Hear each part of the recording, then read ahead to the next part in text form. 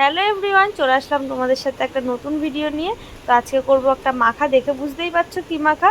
তো পাকা তেঁতুল মাখা তো অনেকেই খেয়েছো, কাঁচা তেঁতুল মাখা কি কেউ খেয়েছো? আমি কিন্তু খাইনি কখনো, এটাই আমার ফার্স্ট টাইম। তাই জন্য দেখো আমি কিন্তু এখানে তেঁতুলটা ভালো করে পুড়িয়ে নিয়েছি, আর খোসাগুলো কিন্তু ভালো করে ছাড়িয়ে পরিষ্কার করে নিচ্ছি। তো তারপর কিন্তু আমি তেঁতুলটা হাত দিয়ে ভালো করে চটকে নেব। তো তারপর দিয়ে দেব পরিমাণ মতো লবণ, আর লবণটা দিয়ে ভালো করে একটুখানি লবণটা মাখিয়ে নেব। তারপর দেবো একটা গন্ধরাজ লেবু পাতা, যেটা ছাড়া কোনো মাখাই অসম্পূর্ণ। তো লেবু পাতাটা কিন্তু আমি ভালো করে ছিঁড়ে একটু ডলে দেবো। তারপর দিয়ে দেবো একটা কাঁচা লঙ্কা।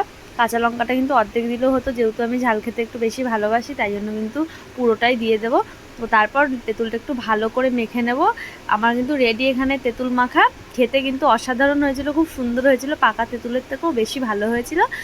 তো এরকম তেঁতুল মাখা খেতে কে কে ভালোবাসো অবশ্যই কিন্তু কমেন্টে জানিও। আজকের মতো ভিডিওটা এখানে শেষ করছি, দেখা হচ্ছে নেক্সট ভিডিওতে।